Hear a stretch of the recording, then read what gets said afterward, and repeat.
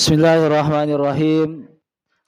Assalamualaikum warahmatullahi wabarakatuh.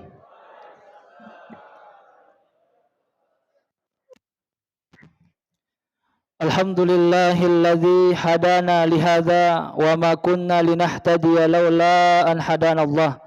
Assalatu wassalamu ala Rasulillah wa ala alihi wa ashabihi wa mawalah. Subhanaka la ilma lana illa ma 'allamtana innaka antal alimul hakim. Hadirin jamaah tarawih yang dirahmati Allah Subhanahu wa taala.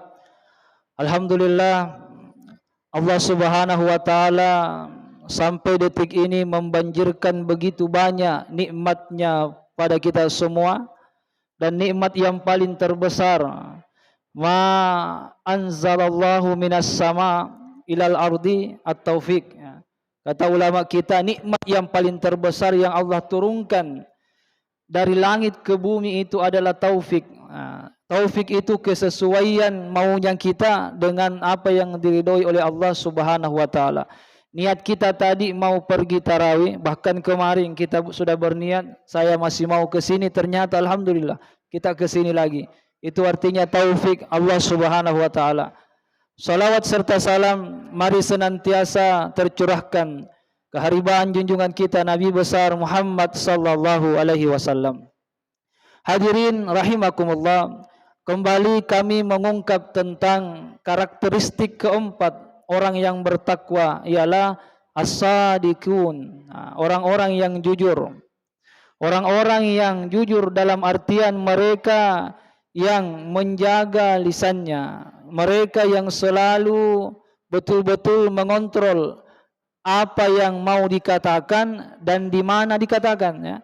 Ada dua yang harus kita pikirkan sebelum kita berkata, apa yang kita katakan dan di mana kita katakan kata-kata itu. Orang yang seperti ini maka insya Allah akan terbimbing lisannya untuk selalu jujur. Kenapa? Karena dia yatafakkaru qabla ayyakula. Dia berpikir sebelum berkata, bukan berkata dulu baru berpikir. Nanti orang tersinggung baru dipikir, tersinggung paling orang. Itulah karakteristik orang bertakwa itu demikian. Dia tidak berkata sebelum berpikir betul. Kira-kira kalau saya katakan ini tidak menggores hati, tidak melukai hati, tidak. Kalau tidak, ia baru katakan. Oleh karena itu, pelajaran yang dididik oleh puasa kepada kita adalah bagaimana kita menjaga lisan kita. Bagaimana kita bisa menempatkan apa yang bisa kita katakan sesuai dengan tempatnya. Maka seorang manusia yang berakal selalu punya prinsip berpikir dulu baru berkata. Oleh karena itu, ulama kita seperti kalam makalahnya Habib Abdullah bin Idrus al-Idrus mengatakan bahwa coba perhatikan lisan itu, lilata, kicik lilata. Allah Subhanahu wa taala sembunyikan. Dia tidak seperti mata, hidung dan telinga nampak. Orang kalau tunjuk, coba lihat matanya, ditutup baru tidak kelihatan. Kalau lidah kan dia di dalam, tertutup, Pak. Ada hikmah yang Allah ingin ajarkan di situ. Apa hikmahnya? Kata Habib Abdullah al-Idrus bin Idrus, bahwa itulah hikmah bahwa begitu pentingnya lisan itu dijaga. Begitu pentingnya lisan itu dijaga. Bahkan lisan ini dikawal oleh dua pintu. Yang pertama gigi, yang kedua ialah dua bibir. Kenapa? Itu simbol bahwa begitu pentingnya lisan itu dijaga. Makanya kata beliau dalam makalahnya ini, al-lisanu, lisan itu jirmuha sagirun, bentuknya kecil, wajurmuha adimun, tapi dampak yang ditimbulkan lisan itu begitu besar. Betapa banyak orang yang dipuji karena lisannya, dan tidak sedikit juga orang kena musibah, petaka karena lisannya. Maka pandai-pandailah kita menjaga lisan sebagaimana Allah menempatkan lisan itu secara tersembunyi. Jangan katakan kalau tidak mendatangkan manfaat. Jangan katakan kalau tidak mendatangkan kebaikan buat kita dan orang yang mendengarkan kata-kata kita. Kenapa? Kalau kita tidak seperti itu, pasti kita akan kena virus yang namanya virus piti-piti. Ada itu namanya virus piti-piti, Bapak Ibu. Piti kana-kanai. piti pau-paui, piti batu-batui. Ngapai? Nasabat tena na jaga lisan. Jadi dia menyebarkan hal-hal yang sama sekali kebenarannya dipertanyakan. Makanya Al-Quran mengatakan, in ja'akum fasikum binaba'in azim fatabayyanu. Kita kalau dengar berita jangan dulu langsung komentar, karena dalam agama ada 3 hal, Pak. Ada 3 bentuk itu. Kita berbicara kepada orang lain pasti salah satunya jatuh pada 3 bentuk ini. Yang pertama adalah ada yang disebut ghibah. Ghibah itu ayyakula ma laysa fihi, mengatakan sesuai dengan yang sebenarnya. Memang betul ainjo yano kikiriki, memang kikir dia, tapi itu dianggap ghibah karena mengatakan sesuatu yang memang sebenarnya, itu ghibah. Kemudian yang kedua ialah ada yang disebut buhtan. Buhtan itu ayyakula ma laysa fihi, kita mengatakan sesuatu yang orang itu tidak lakukan. Anjo le bagi sengginung anjo, padahal tena kebetulan paling sunap tak pere-pere japa. Nah karena saya le bagi sengginung. Itu memfitnah ya bahasanunya, disebut buhtan ya. Oleh bagi senyunganu, padahal belum tentu itu namanya buhtan ya. Kalau ghibah tadi memang membicarakannya, memang orang itu seperti itu. Kalau buhtan membicarakan orang yang sebenarnya orang itu tidak seperti itu. Tapi paluka ni karena paluka. Ya, tapi pabotoro ni karena pabotoro. Nah, itu namanya buhtan.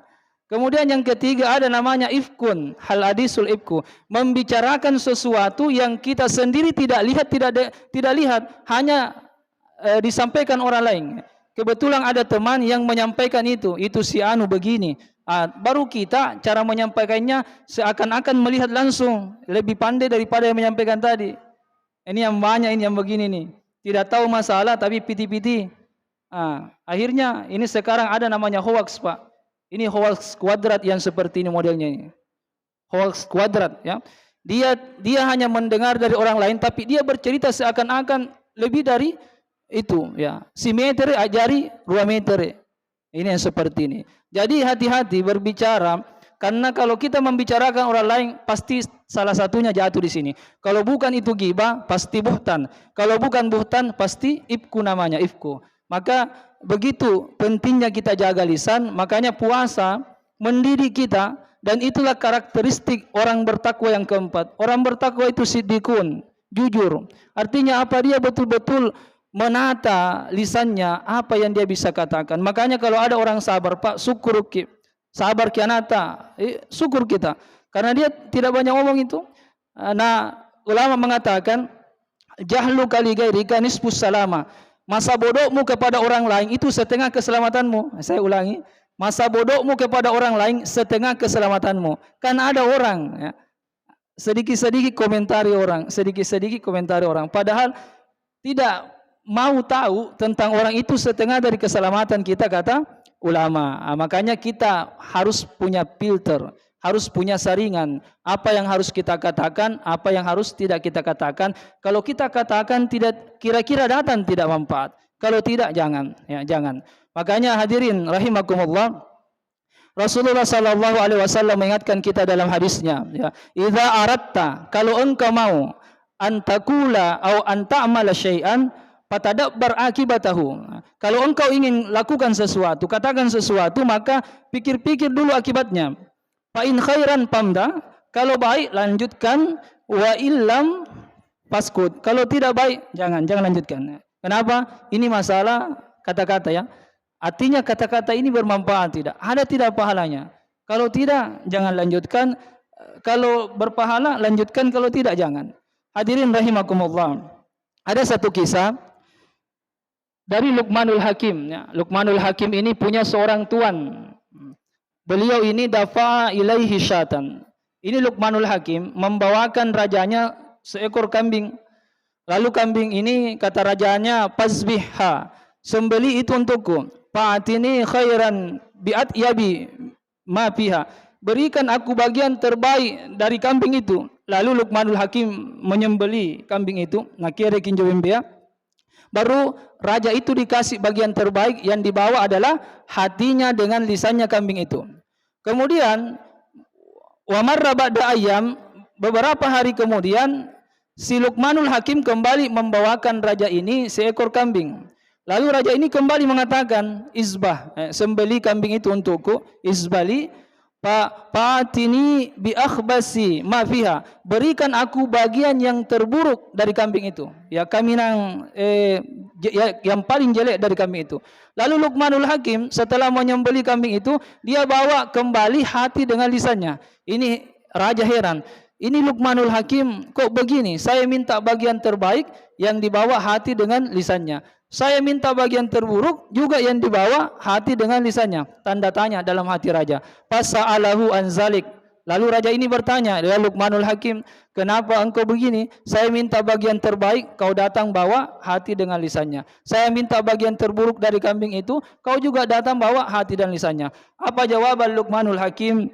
Ya Sayyidi, wahai rajaku, wahai tuanku, huma, kedua itu, hati dan lisan itu, atyabu syai'in idza taba wa akhbasu syai'in idza khabasa. Hati dan lisan itu adalah bagian yang terbaik pada sebuah fisiknya makhluk kalau itu baik, dan itu juga bagian yang terburuk bagi suatu makhluk kalau itu buruk. Nah, jadi kata rupa tahu apa? Munna hati ta dengan lisan ta baik terjaga, maka insyaallah semua salah, maka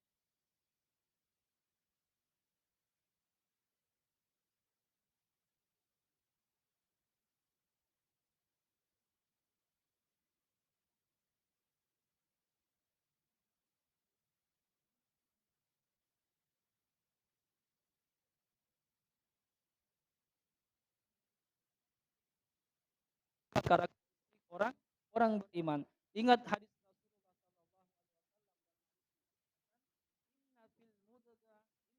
Qul inna fil jasadi mudghah. Sesungguhnya dalam jasad seorang manusia itu ada segumpal daging. Ada segumpal daging.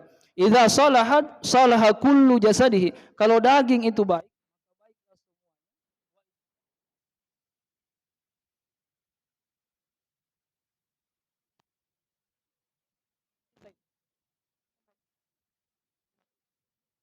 turun ke hati, lalu keluar lewat lisan. Jadi empat ini saling berkaitan. Mata kita direspon oleh akal, akal mentransfer ke hati, hati mengucapkan. Maka apa yang keluar dari lisan kita sejati Allah.